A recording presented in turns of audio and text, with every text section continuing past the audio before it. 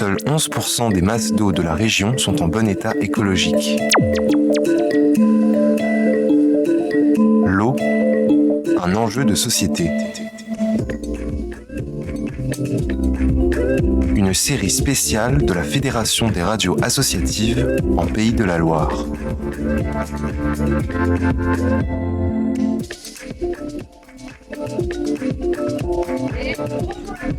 Et bienvenue dans cette nouvelle émission de notre série L'eau, un enjeu de société, un projet porté par la FRAP, la Fédération des radios associatives en Pays de la Loire, dans le cadre de l'appel à projet eau de la région Pays de la Loire.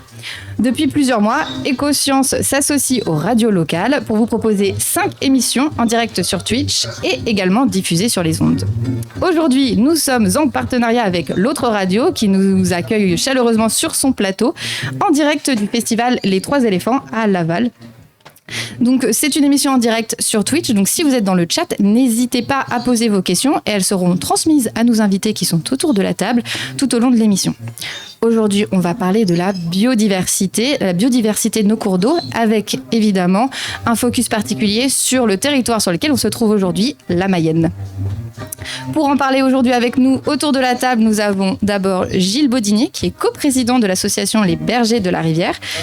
Gilles, tu es éclusier de métier et tu habites sur ton bateau depuis 20 ans maintenant. C'est ça. Oui, et tu es à l'initiative donc de ce collectif d'éclusiers passionnés par la nature et la biodiversité, Les Bergers de la Rivière. Alors, je précise en début d'émission, vous organisez aussi la fête des éclusiers qui aura lieu fin août, le 30 août 2025. C'est ça, à Aurigné. Et vous organisez... À l'écluse de la Benâtre. À l'écluse de la Benâtre. Et vous organisez aussi des actions de ramassage de déchets, de la promotion du métier d'éclusier et l'observation des écosystèmes de la rivière. Tout à fait. Avec moi aussi, nous avons Laurent Delizé, technicien supérieur de l'environnement à l'Office français de la biodiversité et inspecteur en milieu aquatique. Vous êtes basé en Mayenne. Tu es spécialiste des écosystèmes aquatiques et intervient notamment sur la gestion, la surveillance et la restauration des milieux. Bonjour. C'est ça, bonjour tout le monde. À côté, nous avons avec nous Jean-Marc Laloz. Vous êtes administrateur de l'association Mayenne Nature Environnement et membre de France Nature Environnement, c'est ça ? Fédération pour l'environnement de la Mayenne. Fédération pour l'environnement de la Mayenne. Et vous êtes aussi ancien vétérinaire ? Absolument. Et à côté de moi, nous avons Clotilde Aubert. Clotilde, tu es médiatrice scientifique au Zoom, le Zoom qui est le musée de sciences ou CCSTI de Laval. Et tu travailles sur des outils de médiation autour de l'eau en ce moment. C'est ça. Et donc, on en parlera à la fin de cette émission quand on abordera la question des enjeux, des outils de sensibilisation. Et c'est une installation dont on vous parlera qui sera à découvrir très bientôt. Alors, pour commencer cette émission en introduction, moi je vais vous poser une première question, un petit tour de table. Qu'est-ce que c'est la biodiversité ? Est-ce que vous pouvez nous donner votre définition ? Qui se lance en premier ? Alors, je vais me lancer en premier, vu que je travaille à l'Office français de la biodiversité. Et donc, la biodiversité, pour faire simple, c'est tout le vivant. Et elle se compose, il y a 3 composantes. Il y a la diversité génétique au sein d'une même espèce. Bon, voilà, les renards n'ont pas tous la même taille, ils n'ont pas tous forcément la même couleur de pelage. Donc il y a des diversités au sein des espèces. Il y a la diversité des espèces. Et il y a aussi la diversité des écosystèmes. Alors les écosystèmes, c'est quoi ? C'est les biotopes, c'est-à-dire le milieu, et la biocénose. La biocénose, c'est la faune et la flore. Donc cette relation avec le milieu est très très importante, puisque il dépend de l'état du milieu, pour avoir plus ou moins d'espèces dessus. Et aussi, pour terminer, la biodiversité, c'est aussi la relation, toutes les interactions entre ces espèces et leur milieu, voilà, le climat, la géologie, la végétation, l'ensoleillement, voilà. Bien, je continue. Alors, je vais vous étonner en vous disant que je ne vais pas vraiment contredire. Voilà. Non, en effet, la biodiversité, c'est un des éléments de l'écosystème et de l'écosystème rivière dont on va parler. Le deuxième élément, c'est le biotope, comme ça a été dit très précisément, sachant qu'il y a l'interface qui se fait entre le biotope et la biodiversité, éventuellement par les sols, mais on y reviendra certainement. Le biotope, c'est tout ce qui est inerte, l'air, la roche, la lumière, la température, et aussi, bien évidemment, l'eau. Et la biodiversité, c'est tout le vivant. Et ce vivant, il va de l'invisible au visible, c'est-à-dire il va des bactéries à la végétation, le génie végétal, donc le vivant, et animal, et ainsi de suite. Et pour chaque espèce présente dans un écosystème, vous avez l'habitat et l'alimentation qui sont les deux facteurs cruciaux. Donc quand vous avez un problème environnement, vous démarrez de l'écosystème biotope, biodiversité ou biocénose, et ensuite vous descendez pour chaque espèce à l'aspect habitat, alimentation, et là ça vous permet très rapidement de faire une analyse de la situation. C'est un point de départ. Est-ce que vous voulez compléter? Je crois que c'est déjà bien complet. Tout a été dit, pratiquement. C'est vrai que souvent je dis c'est la diversité du vivant, mais c'est très incomplet et en effet on oublie souvent la notion d'écosystème derrière qui est très importante pour bien comprendre qu'il y a une question aussi d'équilibre un petit peu entre toutes ces interfaces qu'on a un peu tendance à oublier ça. Donc merci pour cette définition extrêmement précise. Et il y a quelque chose que j'aimerais rajouter aussi, c'est que c'est l'ensemble des êtres vivants, y compris les humains, et qu'il ne faut pas oublier qu'on fait partie de la biodiversité et les milieux dans lesquels on évolue on doit apprendre à les préserver justement parce que nous en faisons partie aussi. Je pense qu'on y reviendra un peu aussi tout au long de cette émission. Donc, la région Pays de la Loire, sur laquelle on se trouve, c'est quand même 32 000 km² avec une diversité de milieux, des forêts, des zones humides, des marais, des bocages, des cours d'eau.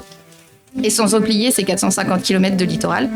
Et si on zoome sur la Mayenne, quel type d'environnement on peut trouver, quel type d'écosystème existe sur le territoire mayennais? Alors, en Mayenne, et comme dans les Pays de la Loire, on parle souvent de milieux semi-naturels, et globalement c'est les forêts. Donc les milieux semi-naturels sont surtout des forêts ou les marais en bordure de littoral. Et par contre, tout ce qui est bocage, prairies, zones humides sont plutôt liés à l'entretien fait par l'homme. Ça a été créé par l'homme et donc sont plutôt connus pour être des milieux agricoles. Et puis il y a une petite partie, donc c'est en Mayenne, il y a 70-75% de milieux agricoles, il y a 10 à 15% de milieux urbains, et il reste 8 à 9% de milieux semi-naturels, qui est bien loin de la moyenne nationale en France métropolitaine, qui est plutôt de 30 à 33% de forêts de milieux naturels. Donc globalement, il y a plus de forêts à l'est de la France qu'à l'ouest. Et donc, on aurait besoin d'avoir des milieux semi-naturels un peu plus étoffés pour le Grand Ouest. Qui s'explique par une activité économique liée à l'agriculture ou des choix, j'imagine. Comment ça se fait qu'on a moins de forêts ici que dans l'Est, par exemple? Il y a une explication? L'agriculture, oui. En partie? En grande partie. Alors, en Mayenne, on a des sols, on dit, ça fait partie du socle du massif armoricain. Donc, c'est des sols qui sont globalement peu riches, qui sont pauvres. Et donc, du coup, on y a favorisé l'élevage. Parce que les prairies sont très adaptées à ces milieux peu riches. Donc on parle du bas Maine pour la Mayenne. En fait, le bas Maine, c'est pas une question d'altitude, c'est une question de valeur agronomique, donc qui est plutôt pauvre, alors que le haut Maine, lui, il est plus dans la Sarthe, où là, les sols ont une valeur agronomique un peu plus riche, et donc on a plus de culture céréalière, contrairement à la Mayenne et toute la Bretagne, qui a plus une culture d'élevage. Voilà. D'accord. Ouais. Oui, une petite précision, c'est comme l'a dit Laurent, c'est que le sol, c'est-à-dire les roches qui sont en dessous, conditionnent aussi en grande partie les écosystèmes qui vont être présents. Sur du granit, vous n'aurez pas la même chose que dans une zone alluviale ou autre. Donc c'est un des éléments aussi différenciants qui permet éventuellement d'analyser la situation. D'accord. Et donc là, on a parlé plutôt des environnements qu'on peut trouver. Dans ces environnements-là, quelles sont les espèces, autant faune et flore, qu'on peut retrouver et quelles sont les interactions qu'on peut observer entre ces espèces-là?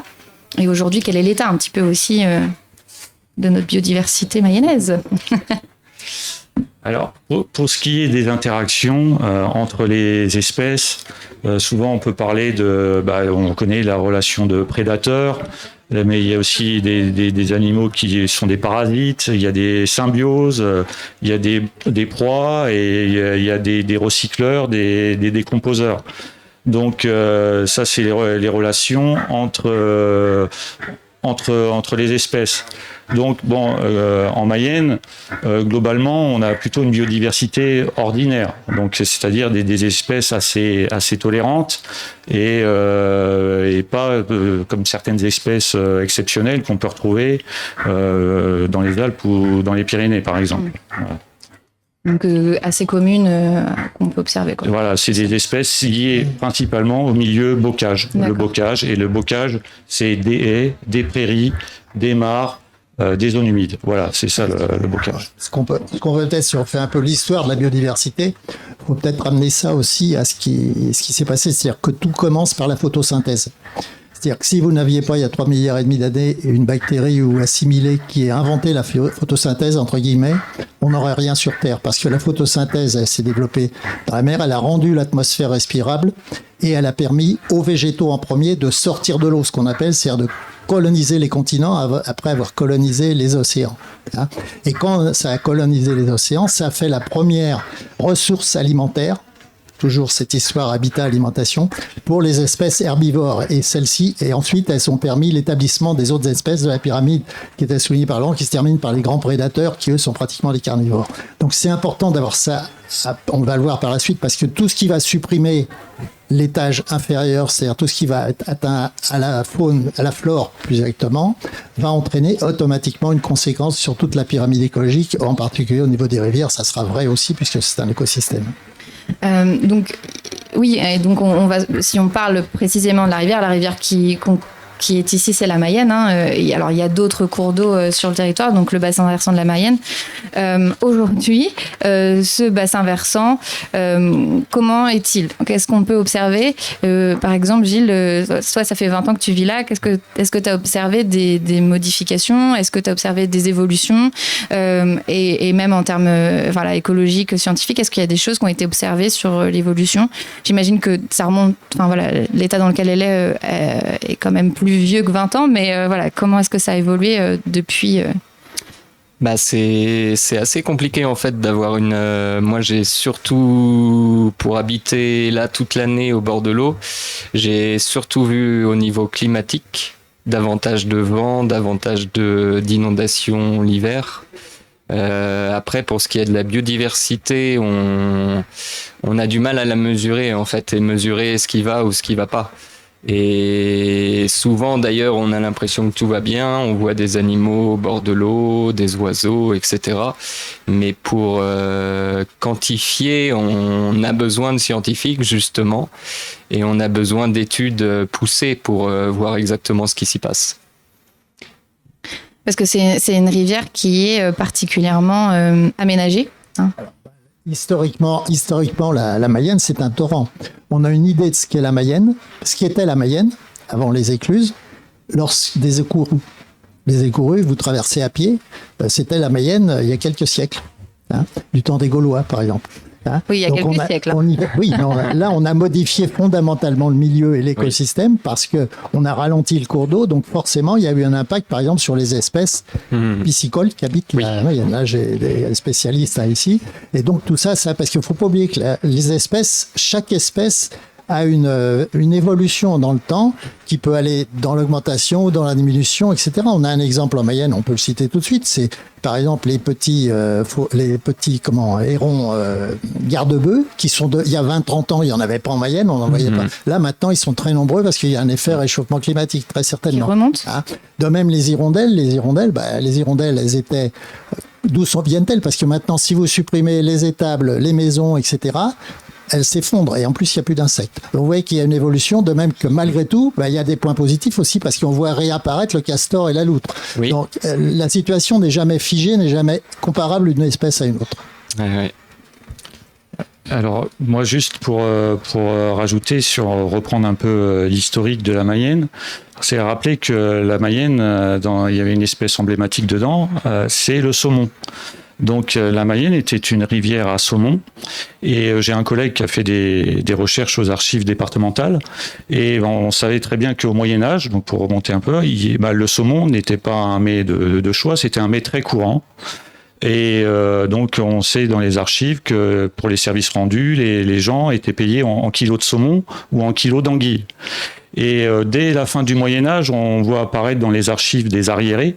Donc on sait déjà que la biodiversité a commencé à s'éroder dès le Moyen-Âge, dès l'aménagement des plans d'eau par les moines, par exemple, pour se faire de la pisciculture et à manger. Donc on sait déjà que dès le Moyen-Âge, les cours d'eau ont été un peu dégradés et les choses se sont fortement accélérées par l'activité anthropique au XXe siècle.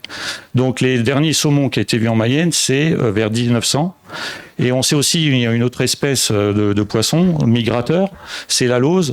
Par exemple, la formusson qui est à la limite avec le Maine-et-Loire sur la Mayenne était connue, c'est dans les archives, pour être un des hauts lieux du braconnage de la lauze. Donc, on avait ces espèces-là emblématiques dans la Mayenne et en fait, ce qui a mis un frein, c'est l'aménagement pour la navigation, avec l'aménagement des écluses. Donc, on a modifié physiquement la Mayenne, qui a entraîné beaucoup d'altérations et les saumons, notamment et les aloses, ne peuvent plus remonter la Mayenne. Voilà.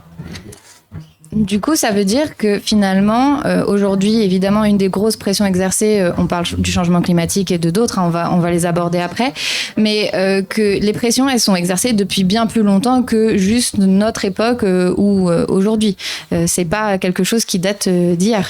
Alors, on est dans la 6e extinction de masse de la biodiversité et en fait, par rapport à un effondrement, une érosion de la biodiversité, on est à 100 à 1000 fois plus rapide que ce que ça devrait être. La dernière, la 5e extinction de masse, c'était les dinosaures, donc ça remonte. Et donc là, les choses ne sont pas glorieuses, mais ça s'emballe. Donc ce qu'il faut vraiment bien, s'il n'y avait qu'une chose à retenir, c'est que si le milieu est en bon état, vous aurez des espèces, vous aurez des diversités d'espèces, vous aurez de la biomasse. Si le milieu est dégradé, eh ben, vous aurez moins d'espèces et vous aurez moins de biomasse. Ça, on ne peut plus simple à comprendre. Et vous remarquerez que ce qui ont été cités comme perturbations, c'est essentiellement d'origine humaine. Hein? Et comme par hasard, ça touche essentiellement l'habitat, c'est-à-dire la structure de la rivière, la vitesse de l'eau et l'alimentation, puisque ça a eu aussi un impact là-dessus.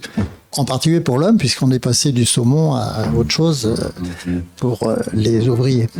Ce qui me vient une question, est-ce que c'est donc possible, vu que ce sont des causes humaines, que nous, en tant qu'êtres humains, on puisse trouver un équilibre entre habiter ces environnements et en même temps préserver les espèces qui y vivent? Mais moi, je dirais que, alors là, je dirais tout de suite que, en fait, c'est la clé de l'avenir. C'est-à-dire qu'actuellement, on a un esprit humain qui veut dominer la nature, alors qu'on doit travailler avec la nature. Donc c'est une révolution dans l'esprit, on inverse les valeurs. C'est-à-dire, l'homme, bien sûr, il a besoin de son économie, de travailler, tout ça, mais il doit le faire dans le respect de la nature et non pas en la dominant, corvéable, à merci. Voilà, c'est l'esprit. Donc c'est ça qui est difficile dans les esprits à changer. On va pouvoir passer à la suite de mes questions, c'est-à-dire les pressions qui sont exercées sur cette biodiversité. On a commencé déjà à les évoquer. Déjà, il y a alors 5 grandes pressions qui sont exercées sur la biodiversité. Quelles sont-elles, ces 5 grandes pressions? Alors, les 5 menaces qui pèsent sur la biodiversité, c'est en premier lieu la destruction, comme on l'a dit, et la fragmentation des habitats naturels. Voilà. Et deuxième, c'est la pollution de l'air, de l'eau et des sols. On a aussi la surexploitation des ressources naturelles. Par exemple aussi la pêche industrielle en mer ou la surexploitation des forêts ou la pratique, le commerce d'espèces protégées. On a aussi comme 4e menace l'introduction des espèces exotiques envahissantes. Et la 5e menace, c'est le changement climatique global aussi qui joue sur la biodiversité. Et comment on fait on parlait tout à l'heure qu'on pouvait observer des changements au niveau du changement climatique, mais pas tant par rapport aux espèces quand on vit sur la rivière. Comment on fait donc pour observer et quantifier justement l'évolution de cette biodiversité? Enfin, voilà. Quels sont les outils qui sont mis en place pour pouvoir observer tout ça? Alors, il y a des outils scientifiques, des protocolés pour la qualité des cours d'eau. Donc, il faut rappeler que la directive cadre européenne sur l'eau nous impose à tous les États européens d'atteindre une bonne qualité des masses d'eau pour les 2/3 de ces masses d'eau.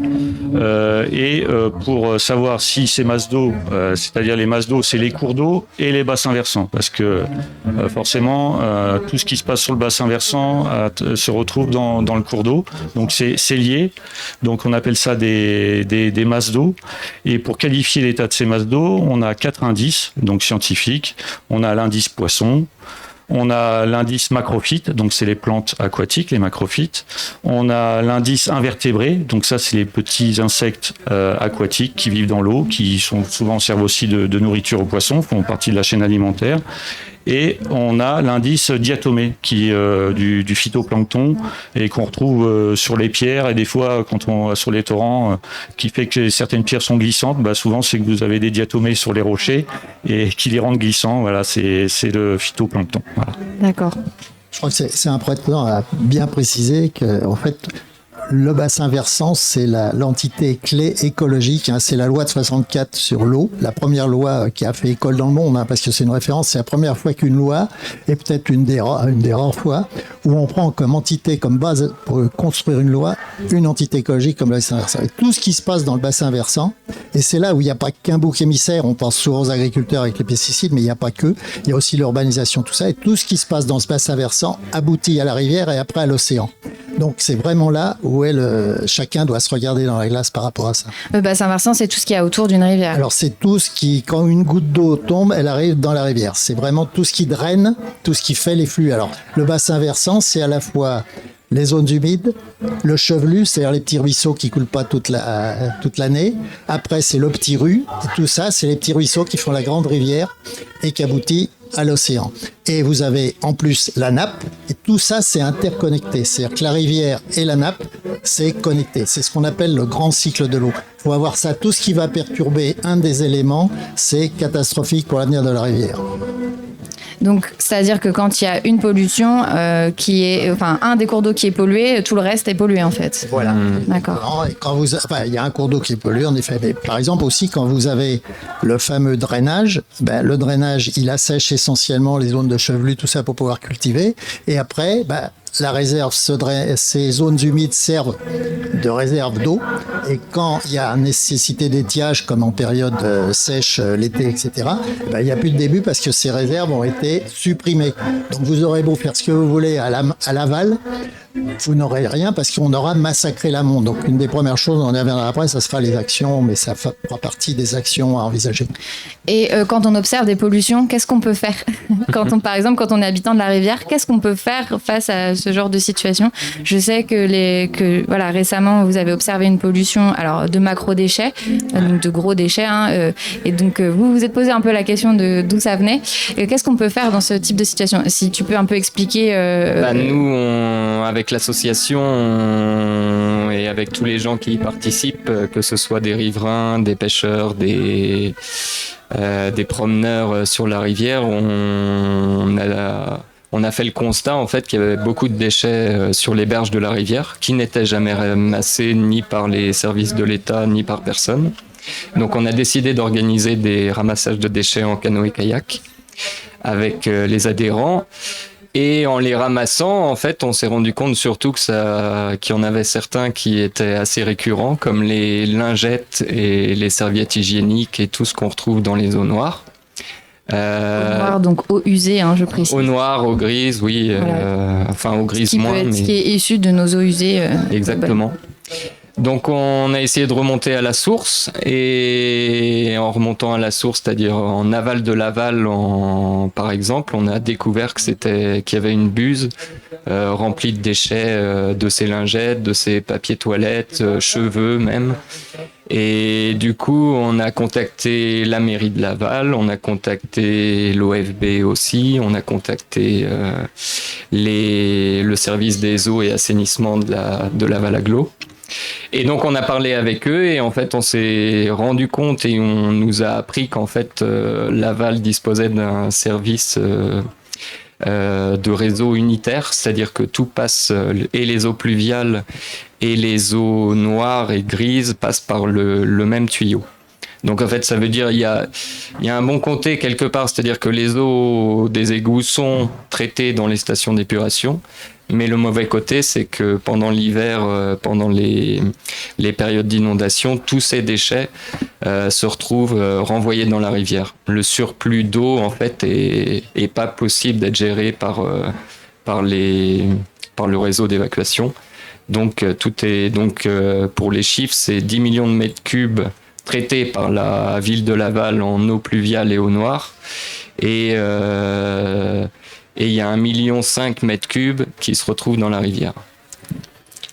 Alors, juste pour compléter sur les pollutions, on a tendance à voir forcément les pollutions avec des macro-polluants. C'est vrai. Et c'est vrai que le plastique, il n'y a aucun processus naturel qui permet de dégrader le plastique. Donc, je ne vais pas vous réjouir, mais vous le savez sûrement déjà, on a tous des micros, des nanoplastiques dans le cerveau et ailleurs dans le corps. Effectivement, on peut avoir on voit les déchets dans les pollutions. Mais les pollutions, il y a différents types de pollutions. Il y a ce qu'on appelle les pollutions ponctuelles. Donc là, comme on a un exemple de rejet de macropolluants, et on a les pollutions diffuses. Donc les pollutions diffuses, elles se passent sur le bassin versant, et elles ont tendance à couler, à se retrouver dans le cours d'eau. Et après, il y a différents types donc de pollution. Il y a la pollution plastique, mais il y a les pollutions chimiques et il y a les pollutions organiques. Donc les pollutions organiques, ça peut être une station d'épuration qui fonctionne pas assez bien. Ça peut être du lisier, qui enrichit le milieu, qui sature le milieu. Et pollution chimique, on peut avoir les pesticides qu'on a tendance à retrouver dans les cours d'eau. Même pour certains pesticides qui ont été interdits depuis les années 80, certains, on les retrouve encore dans les analyses d'eau. Des restes, donc. Qu'ils ont dû... En fait, ils disparaissent pas comme ça, quoi. C'est ça, c'est un peu le...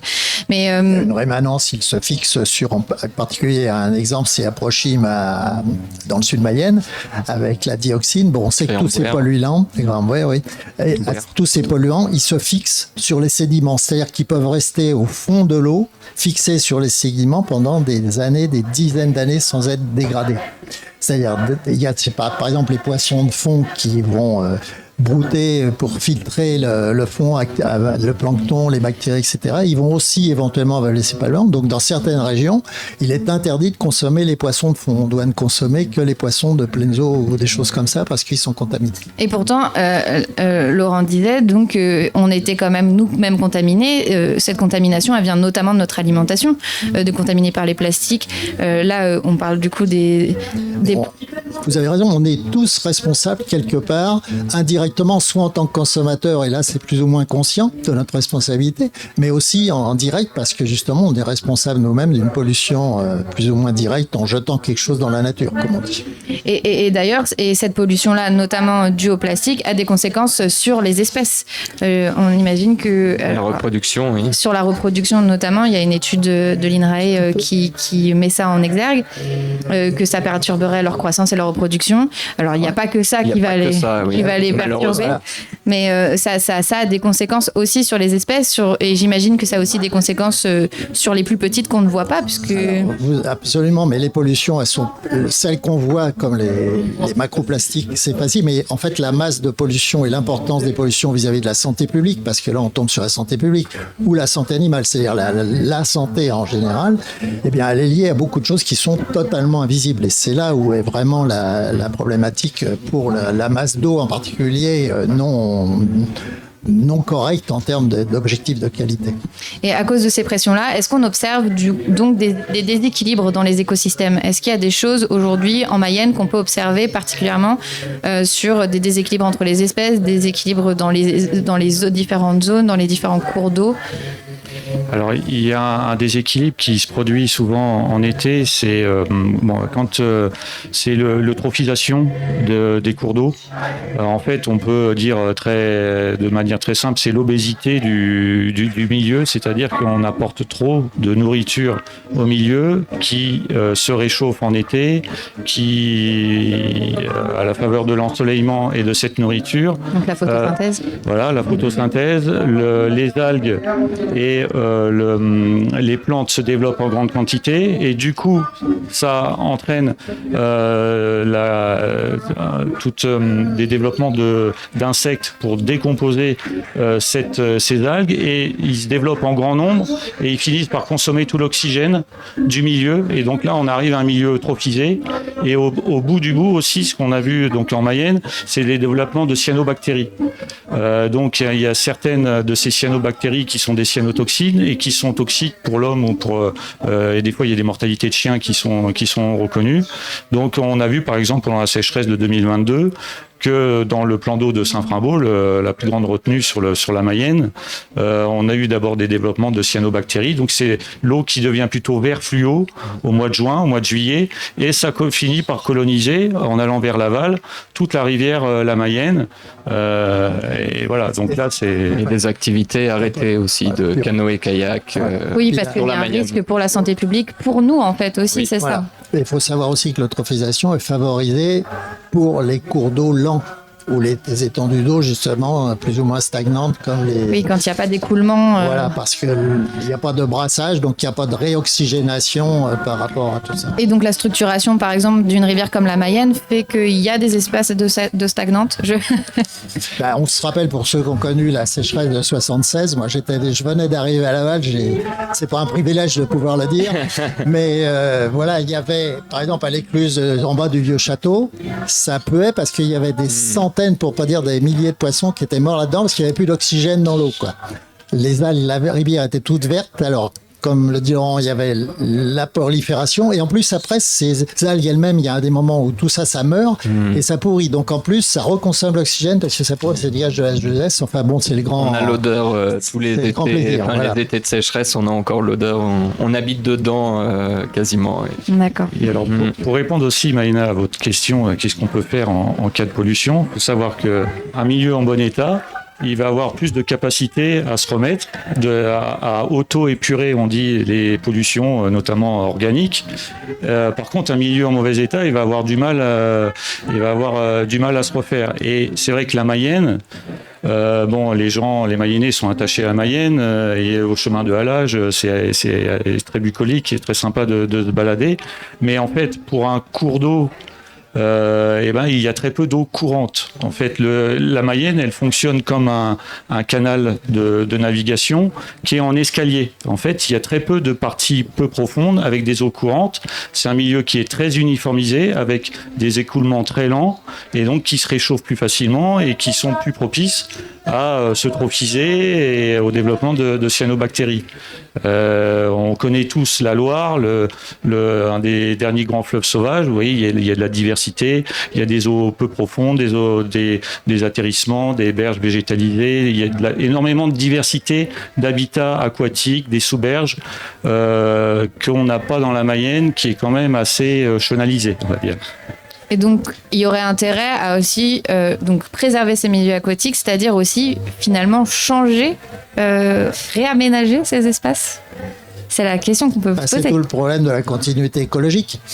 C'est-à-dire, par exemple, vous avez l'exemple typique, il y a plusieurs exemples qui ont déjà été mis en œuvre, en particulier sous le contrôle de l'AFB et puis de la Fédération de pêche, les sages aussi, les sages Mayenne, tout ça, c'est la reconstitution des continuités écologiques. C'est-à-dire, vous avez un plan d'eau qui a été construit sur un ruisseau, c'est-à-dire que le ruisseau traverse ce plan d'eau. En général, c'est parce qu'on a asséché une zone humide, on l'a creusé, on a éliminé tous les sédiments, tout l'humus, tout ça, et on a laissé l'eau envahir l'endroit. Ça a fait un beau plan d'eau qui fait éventuellement beaucoup plaisir aux enfants et tout ça, et avec le cours d'eau qui passe dedans. Mais ça ralentit complètement le cours de la rivière, et à ce moment-là, la rivière se dégrade en particulier au point de vue biodiversité, parce que aussi bien les végétaux que les animaux qui vivent là-dedans, ils sont différents selon qu'on a de l'eau stagnante ou de l'eau très courante. Par exemple, rivière de première catégorie, catégorie à truite.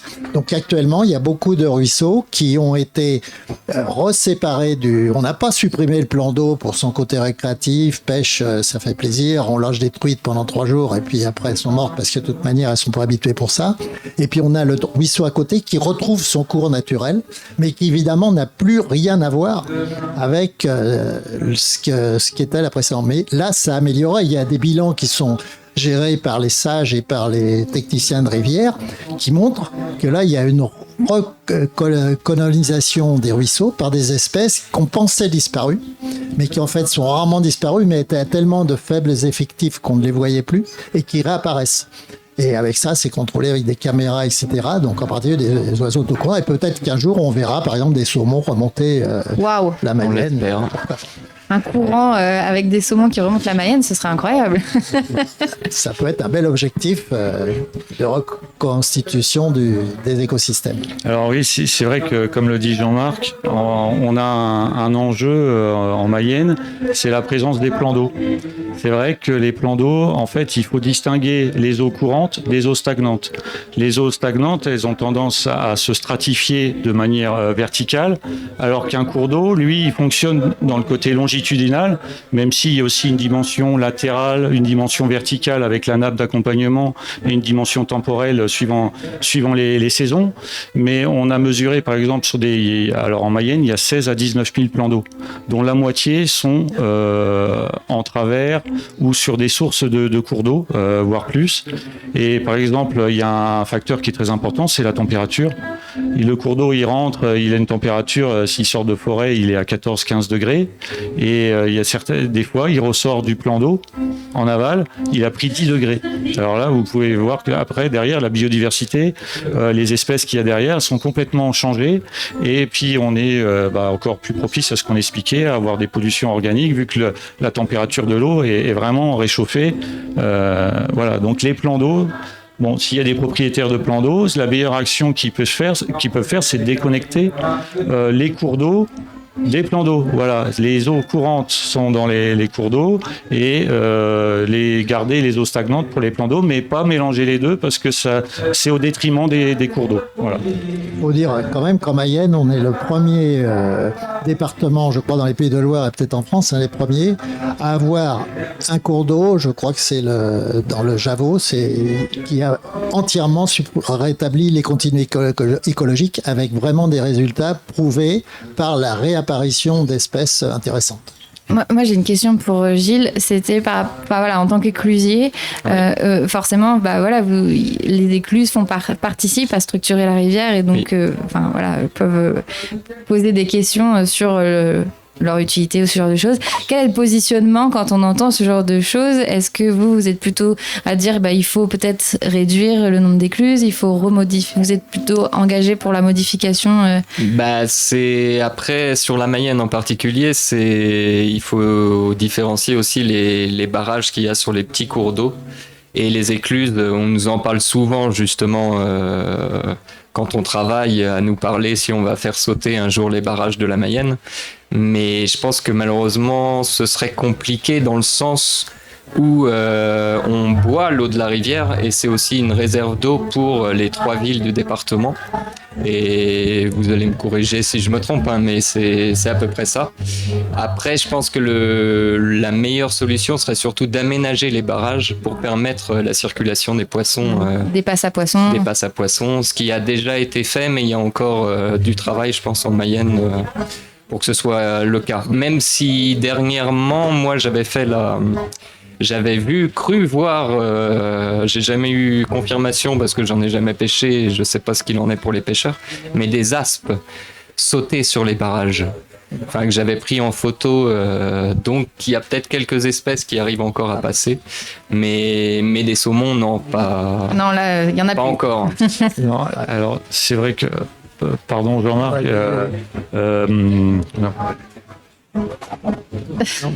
Non, mais je pense que si on doit envisager des mesures, il faut d'abord reconstituer, c'est le cas de le dire, un problème dire qu'il faut prendre le problème à la source, c'est quand même la moindre des choses pour l'eau. Il faut commencer par reconstituer. Il y a 90% des zones humides qui ont disparu. Donc, et commencer à récupérer. Il y a une action qui a été menée là dernièrement, c'est que même les cours d'eau, les rues qui n'ont pas un écoulement permanent, maintenant, même ceux-là qui sont en pointillés sur les cartes, même ceux-là sont protégés. Il n'y a pas de pesticides à étendre de chaque côté sur une bande de 5 mètres. Donc, il faut commencer par reconstituer l'amont au maximum, redonner de la qualité à ce niveau-là, et automatiquement, par le biais du bassin versant, on retrouvera de la qualité vers l'aval, et à ce moment-là, quand on en sera à régler le problème des barrages, il sera déjà passé du temps. Et voilà, ce que je voulais dire, c'est que en fait, ça coûte assez cher de potabiliser une eau qui est de mauvaise qualité, alors que ça coûtera moins cher de rendre potable une eau qui est déjà de bonne qualité. Donc, c'est vrai que l'usage principal de la Mayenne, c'est l'eau potable. On a un exemple pour aller dans le sens de ce que dit Jean-Marc, c'est New York. New York, ils ont fait le choix dans les années 90, soit on traite l'eau, soit on protège le milieu en amont, comme tu le dis Jean-Marc. Ils ont créé une énorme forêt et ils ont étudié les deux scénarios et ils sont arrivés à la conclusion qu'ils allaient implanter une grande forêt sur cette aire d'alimentation d'eau potable, et ils ont économisé jusqu'à 6 milliards de dollars en restaurant le milieu. Donc, un des enjeux pour nous, c'est de remettre des milieux naturels, remettre des forêts, remettre des zones humides sur les aires d'alimentation de captage si on veut avoir de l'eau potable et avoir des services écosystémiques, disons presque gratuits, on va dire, pour la société, quoi. Alors évidemment, il faut aussi mettre dans le jeu tous les acteurs, hein. C'est évident. J'allais y venir, justement. Et donc, parce que tous ces acteurs, on les connaît, en particulier ceux qu'on cite comme bouc émissaire très souvent à tort, même s'ils ont une responsabilité, c'est clair, c'est les agriculteurs. Donc, ce qu'il faut voir, c'est prendre tous les acteurs autour de la table pour pouvoir concilier justement les choix à faire et savoir où on met les coûts. Est-ce que les coûts, on rétablit les nicotinoïdes, donc on va les mettre dans le coût d'épuration des stations, on va le mettre dans le coût de traitement des cancers, ou est-ce qu'on le met dans le coût de recherche de vraies solutions et de reconstitution de l'amont? C'est ça le vrai problème. C'est pas de dire, on regarde juste un petit truc avec le bout de la lorgnette et à ce moment-là, on dit, voilà, on va s'occuper de ça. Mais si on ne s'occupe pas globalement en commençant par la source, on n'arrivera à rien, quoi. C'est clair. Un exemple majeur, ça fait 40 ans qu'on se bat avec les nitrates parce qu'on a toujours reculé. On a toujours un temps de requête. Donc, il faut prendre les choses à la source. Je voulais venir justement aux questions de les solutions, mais on les a déjà évoquées. Normalement, on aurait dû avoir un interlude musical. Il n'y en aura pas parce qu'on est sur Twitch et que vous avez beaucoup de choses à raconter. Donc, on va continuer. ma question, c'est, vous avez commencé à l'évoquer, mettre les gens autour de la table, la question de la sensibilisation, la question d'aller chercher les gens et leur expliquer qu'en fait, on n'est pas, si on veut que ça fonctionne et on veut que ça nous coûte moins d'argent aussi de soigner les gens et de nettoyer l'eau. On en a déjà parlé d'ailleurs dans une autre émission sur le sujet. Comment est-ce qu'on les mobilise? Comment est-ce qu'on va chercher ces personnes-là, ces acteurs et toutes ces parties prenantes pour qu'on puisse engager les différentes solutions que vous avez déjà évoquées avant? Je sais pas, je peux commencer, je prends le risque. C'est compliqué. Enfin, c'est compliqué, non, c'est complexe. C'est-à-dire que nous, ce qu'on constate, alors là, je parlerai avec ma casquette associative. Ce qu'on constate, c'est que les gens, ils viennent nous trouver quand ils ont une pollution à leur porte. Ils voient des poissons morts dans la rivière, là, ça les intéresse. Quand ça se passe à 20 km, bon, d'accord. Voilà. Donc, le problème, c'est de sortir, je pense, ces problématiques qu'on expose là, et j'espère qu'il y a beaucoup d'auditeurs qui ne sont pas des écologistes ou des pêcheurs ou des convaincus, mais qui s'intéressent à la question. Je crois qu'il faut s'intéresser à ça avec de la pédagogie, mais sans passer par l'accusation, le jugement, le bouc émissaire et tout ça. Ça commence par là, c'est-à-dire de la sensibilisation, attirer leur attention et se dire qu'un jour ou l'autre, ils sont les payeurs. Alors qu'en fait, la loi, c'est les pollueurs sont les payeurs. Là, tout le monde, d'une manière ou d'une autre. Par exemple, là, vous avez c'est de l'actualité et ils veulent rétablir les néonicotinoïdes, parlons-en. Bon, c'est d'accord, ça permet l'économie de l'agriculture. Mais d'un autre côté, ça va créer des tas de coûts pour l'épuration. Or, si l'épuration, imaginez le mètre cube à 10 euros le mètre cube bientôt dans 4, 5 ou 10 ans. À 10 euros, parce que déjà, c'est un chiffre qui circule. Est-ce qu'il vaudra mieux mettre cet argent dans éviter l'emploi des néonicotinoïdes, éviter les pollutions dans le bassin versant, ou faire payer directement le consommateur d'eau sans lui demander son avis? Il y a un moment, il va dire il y a quelque chose qui ne va pas, mais il se réveillera trop tard. Les prix auront monté.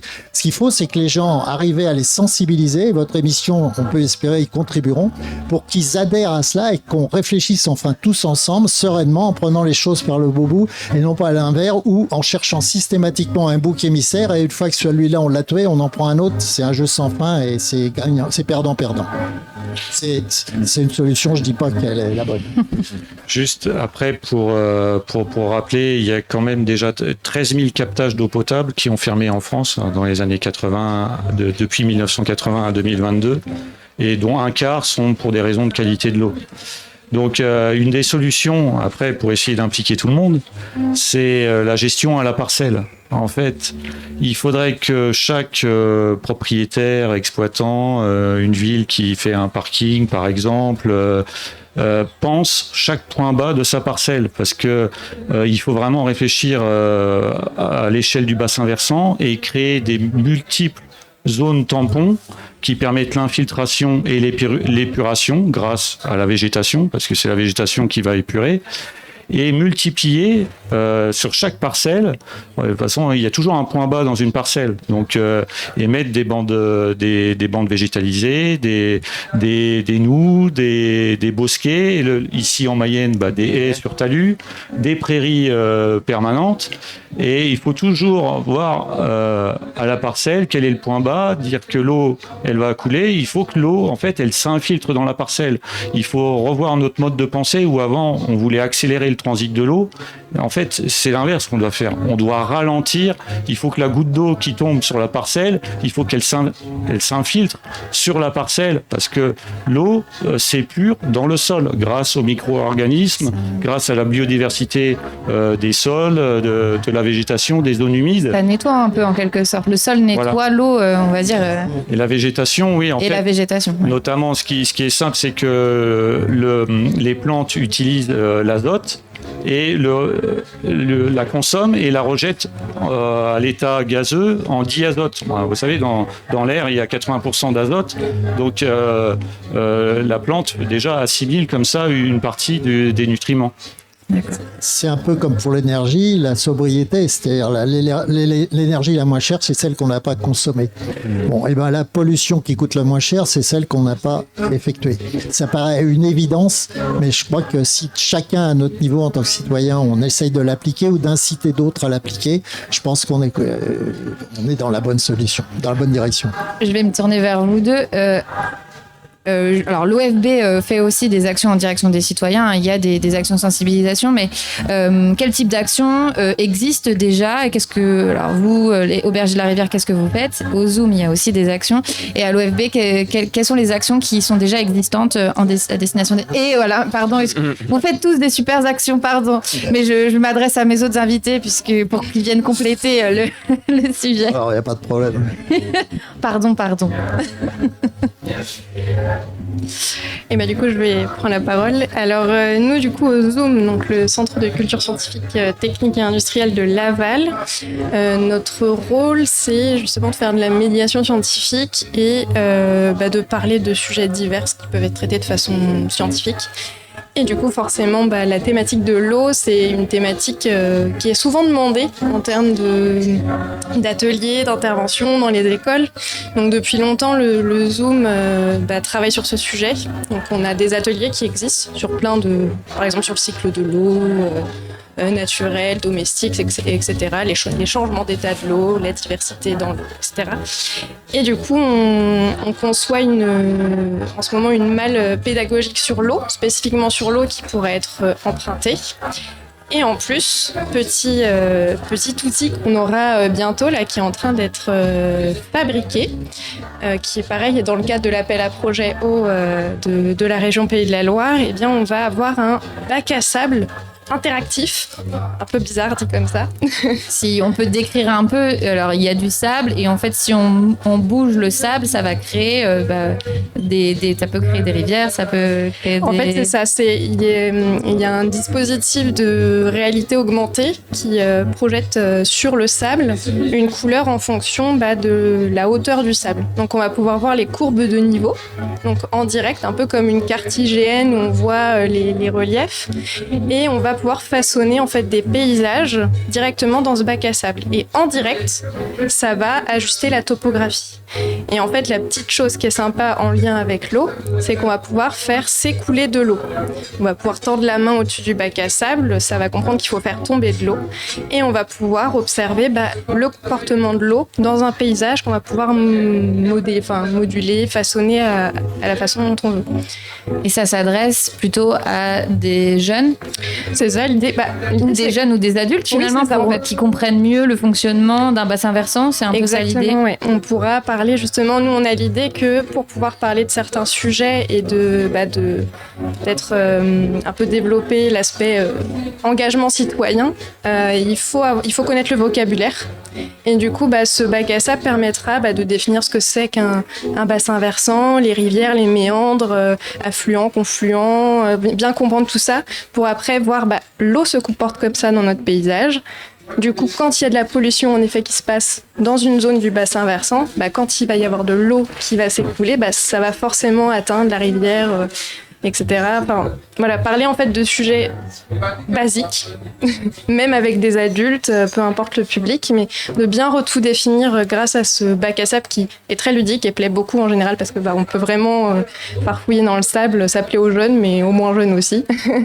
Et voilà, et pouvoir aller plus loin et vraiment aller vers un engagement et aller vers toutes ces choses que vous avez évoquées, ces solutions. Parce que oui, derrière la notion de médiation scientifique et la notion de sensibilisation, c'est aussi donner des clés de compréhension aux citoyens pour qu'ils comprennent mieux les enjeux qui sont liés à leur bassin versant, à l'environnement et pourquoi en fait, il y en a besoin de cette continuité écologique et quels sont les effets positifs sur eux.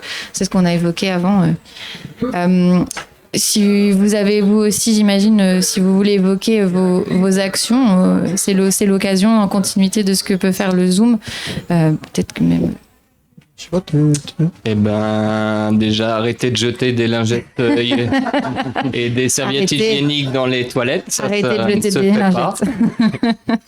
Et sinon, déjà, on va essayer de communiquer là-dessus avec l'aval qui n'y est pas du tout opposé, ni le service des eaux et de l'assainissement. On va essayer de communiquer là-dessus. Et sur le fonctionnement des eaux pluviales et des eaux noires de l'aval. Mais d'ailleurs aussi, parce que ce sont malheureusement pas les seuls. Et puis on va aussi essayer de promouvoir le métier d'éclusier, qui malheureusement notre département et monsieur Olivier Richefou a fait le choix de diminuer leur présence de 50% cette année. Alors qu'ils participent, je pense, aussi à la protection de la biodiversité et en particulier des zones naturelles qu'il y a en aval de chaque barrage et qui me permet aussi la reproduction des poissons. Et c'est-à-dire qu'ils empêchent les pêcheurs de pêcher dans ces endroits-là et voilà. Donc on espère que monsieur Olivier Richefou changera d'avis et remettra un peu plus d'éclusiers pour que sa rivière soit bien protégée. Et alors nous, à l'OFB, on participe et on incite à la restauration des milieux aquatiques et des cours d'eau. Il y a un point qui est important, c'est vraiment, ça a été un peu évoqué, mais c'est de recréer le lien entre le cours d'eau, sa nappe, et les zones humides latérales. Et pour ça, il ne faut pas des cours d'eau trop incisés, il faut des cours d'eau qui serpentent avec des berges très très basses pour que le cours d'eau puisse déborder, serpenter dans le fond de vallée, avoir une ripiscille, avoir de la végétation et être en contact avec le sol parce que l'eau c'est pur dans le sol. Et imaginez que dans 1 gramme de sol, il y a des millions de bactéries qui participent à l'épuration, il y a des milliers d'espèces, il y a plus de 1000 espèces de champignons et des centaines d'espèces d'amibes, de protozoaires. Donc tout ça dans 1 gramme de sol. Vous avez évidemment les vers de terre, les colamboles, les myriapodes, les acariens, tout ça. En fait, faut comprendre que chaque espèce joue son rôle. Aussi, un autre exemple, je vais vous parler des mouches. Souvent, les gens, ils aiment pas les rongeurs, ils aiment pas les insectes, c'est un peu embêtant. Mais bon, si on n'avait pas de mouches, on serait envahi de déchets organiques. C'est ça qui nous tournait autour, là, elle est très utile. Les mouches, elles servent à décomposer les déchets. Et voilà, donc... Chaque espèce a son utilité. Exactement. Même nous. Au niveau associatif, on fait aussi beaucoup de choses. Alors déjà, il y a notre fédération, FNE Pays de Loire, qui nous propose des outils. On les a mis en œuvre plusieurs fois à Planète en Fête, par exemple, quand on nous demande l'occasion. Et puis, on a aussi des outils au niveau de Mayenne Nature Environnement, avec en particulier toute une équipe qui est dédiée aux scolaires à aller dans les écoles pour leur expliquer et en particulier tout ce qui concerne l'eau, les chemins de la nature, une école de la nature. Et puis nos actions, bien évidemment, on a par exemple tous nos axes d'action pour la fédération, c'est-à-dire les carrières, toutes les entreprises qui risquent de polluer, des choses comme ça, le photovoltaïque, mais surtout bocage, chemin, etc.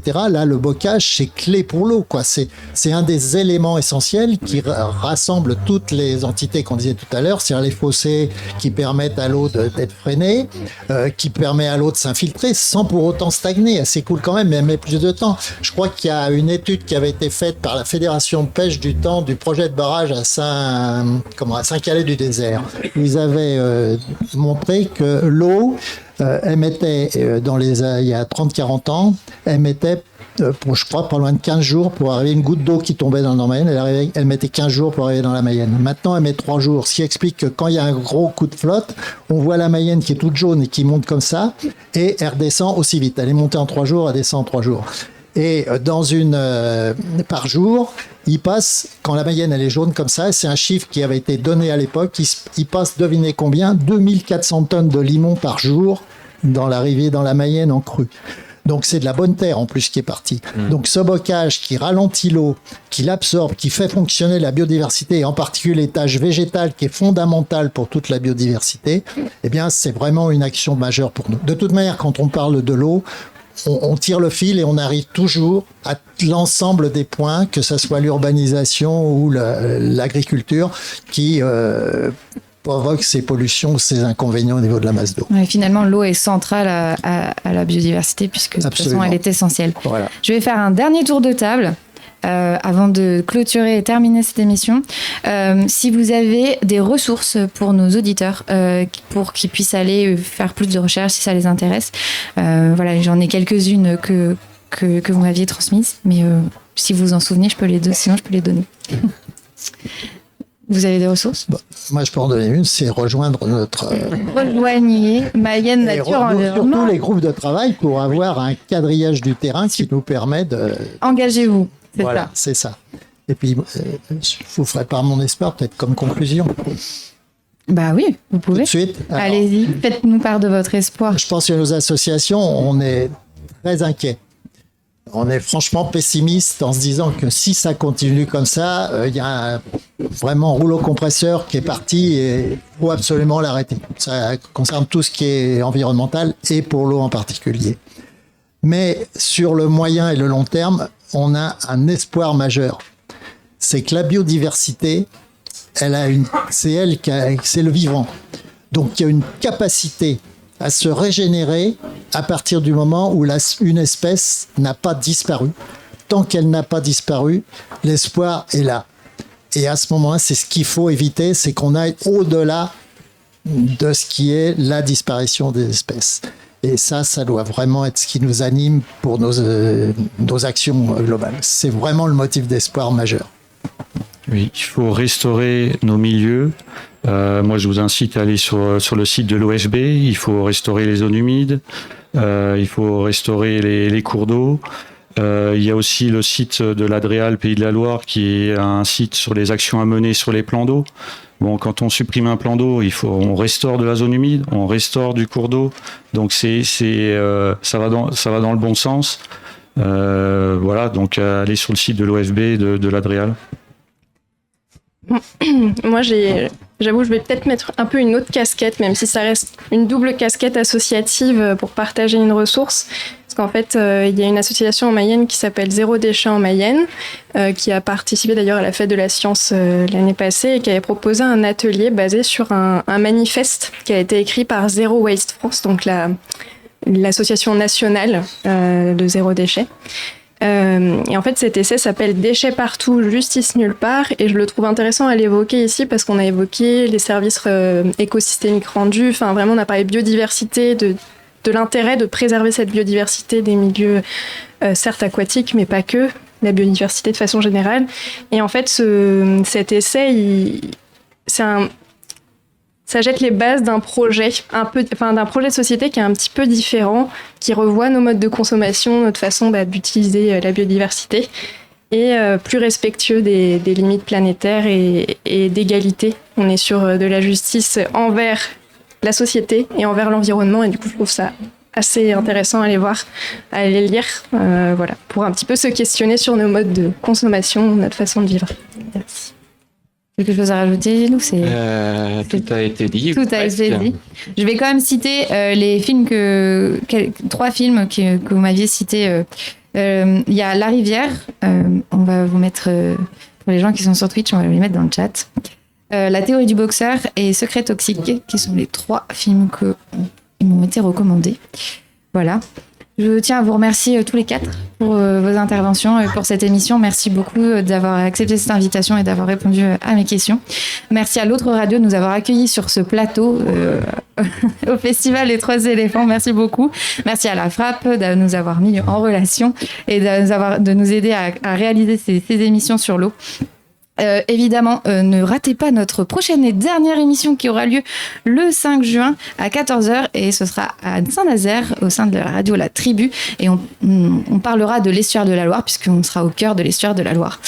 Voilà, je vous remercie beaucoup de nous avoir écoutés et puis on se retrouve bientôt pour une autre émission. Merci à vous pour votre invitation et votre émission, merci.